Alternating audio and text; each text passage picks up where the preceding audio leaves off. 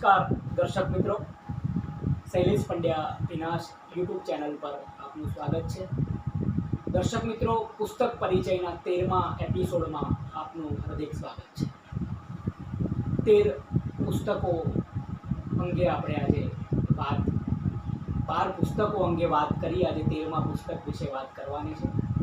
13મો episode છે આજે. દર્શક મિત્રો, પ્રિય કવિ મિત્ર દીપક ત્રિવેદી અનોખા પુસ્તકો લઈને આવે છે. એમાંનું પુસ્તક આજે પાછી મારે વાત કરવી છે, આત્મસિદ્ધિશાસ્ત્ર, શ્રીમદ રાજચંદ્રનું અધ્યાત્મ સંગીત. આ પુસ્તક આપ જોઈ શકો છો, દળદાર ગ્રંથ છે. શ્રીમદ રાજચંદ્રનું અધ્યાત્મ સંગીત. આવા આપણે ગંગા સતીના પદો અને વિષ્ણુ સહસ્ત્રનામ વિશે વાત કરી હતી.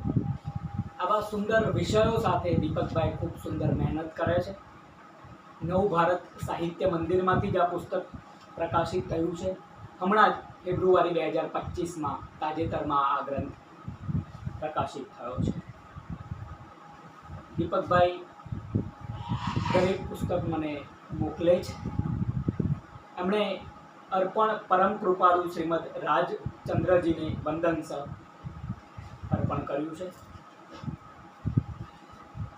પરિચય પરમ કૃપાળુ શ્રીમદ રાજચંદ્રજીનો આપવામાં આવ્યો છે. એક 7 વર્ષના બાળકે દાદાજીને પૂછ્યું, દાદા અમીચંદ કાકાને શું થયું છે?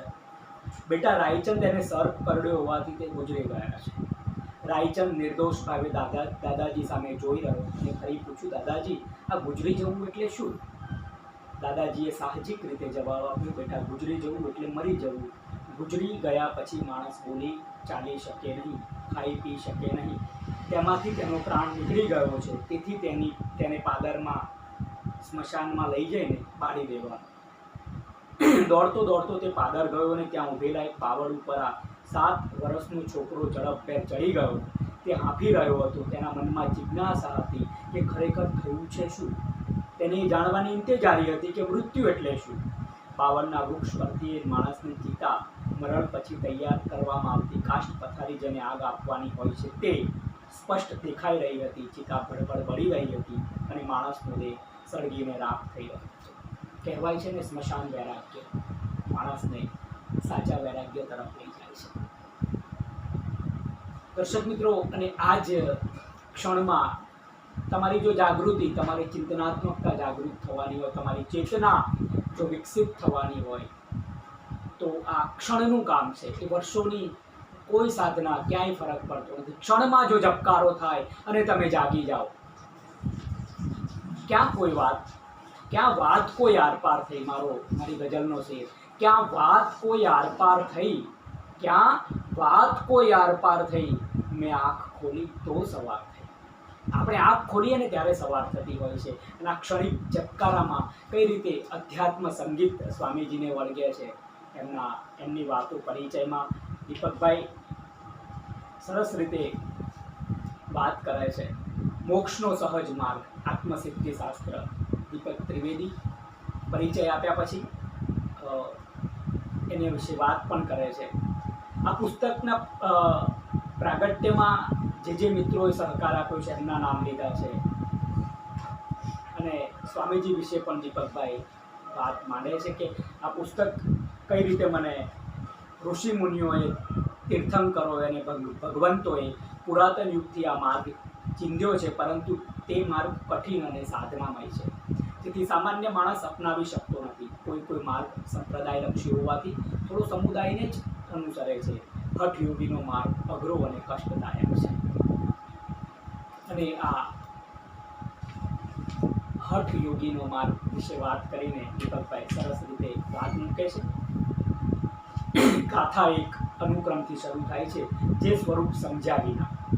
ગાથા 2 વર્તમાન આ કાળમાં. એમ ગાથા છેક 142 સુધી લઈ જાય છે.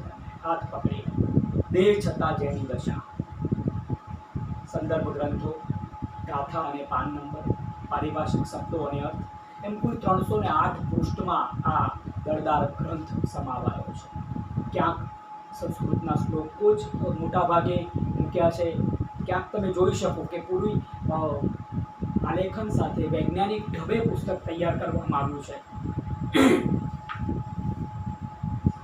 અને સુંદર, ક્યા બાત હે, એનો ભાવાર્થ આવે જ્યાં એવી દશા સદગુરુ બોધ સુહાય, તે બોધે સુવિચારણા ત્યાં પ્રત્યે સુખદાય, જ્યાં પ્રત્યે સુવિચારણા ત્યાં પ્રત્યે નિજ જ્ઞાન, જે જ્ઞાને ક્ષય મોહિતે પામે પદ નિર્માણ. ગાથા 40 થી ગાથા 41માં આ સુંદર રીતે આપીને એનો ભાવાર્થ પણ આપવામાં આવ્યો છે શ્લોકનો.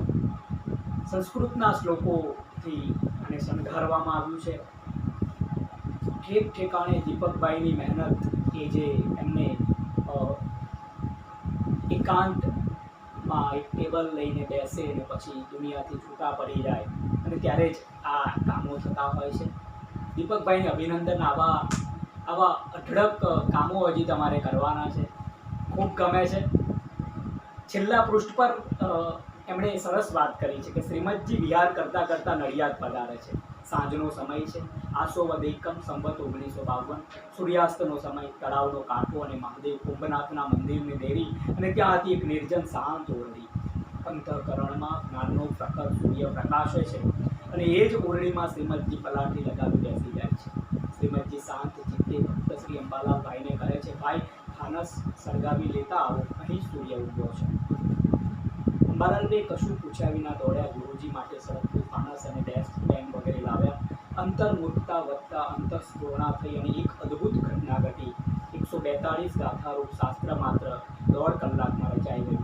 લગભગ 1.5-2 કલાક પછી અવિરત ચાલતી આ જ્ઞાન કલમ ઠંડી અને પ્રત્યુ આત્મજ્ઞાનનું અજવાળું, જેને આપણે આત્મસિદ્ધિ શાસ્ત્ર કહીએ છીએ. આત્મસિદ્ધિ શાસ્ત્ર કઈ રીતે પ્રત્યુ, એની વાત છેલ્લા પૃષ્ઠે કરવામાં આવી છે અને એ 142 ગાથાઓને દીપકભાઈએ સુંદર રીતે મસ્ત એના ભાવાર્થ સાથે વાત કરી છે. દર્શક મિત્રો, આત્મસિદ્ધિ શાસ્ત્ર ખરેખર વાંચવા જેવું પુસ્તક છે. આજે પુસ્તક પરિચયમાં આ પુસ્તક વિશે વાત કરીને ધન્યતા અનુભવું છું. નમસ્કાર. જય કબીરા.